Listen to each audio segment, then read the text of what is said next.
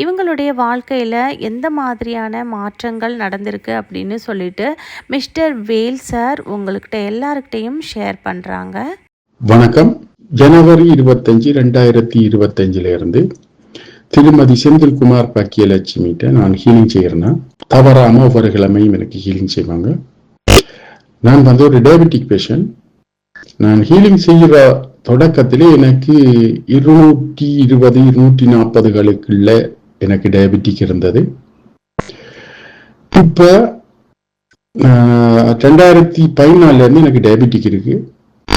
2017 இருந்து இன்சுலின் போடுறேன்னா நான் இப்போ இன்சுலின் நிப்பாட்டிட்டேன். தற்போதைய நிலவரப்படி எனக்கு டயபெட்டிக் வந்து 89 இருந்து 120க்குள்ள நிற்கும் காலமையில. அடுத்தது எனக்கு இடக்காலில ஆக்சிடென்ட் பட்டு முழங்காலுக்கு மேலே 6 தையல், கீழ்ப்பகுதியில 4 தையல் இருந்தது. எனக்கு கொஞ்சம் பிரச்சனை இருக்கு காலில். அந்த மூவல் வலிகளும் எனக்கு குறைஞ்சிருக்குது. வலக்காலில மரம் அடிபட்டு அதுலேயும் ஒரு பிரச்சனை இருந்தது, அதுவும் எனக்கு குறைஞ்சிருக்கிறது.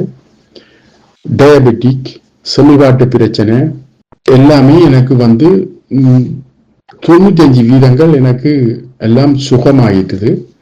டயபெட்டிக்கும் இப்போ இன்சுலின் நிப்பாட்டிட்டேன். அதாவது மார்ச் மாதம் 12ஆம் தேதியிலிருந்து இன்சுலின் நிப்பாட்டிட்டேன். இன்சுலின் நிப்பாட்டின பிறகுதான் எனக்கு டயபெட்டிக் இப்போ 89 இருந்து 120க்குள்ள நிற்குது. நல்ல கட்டுப்பாட்டுகள இருக்குது. உடம்பு நல்ல ஆக்டிவா இருக்குது. செந்தில்குமார் பாக்கியலட்சுமி அவர்களுக்கு எனது மனமார்ந்த நன்றிகள். அத்தோட யூனிவர்ஸுக்கும் என்ற நன்றிகள்.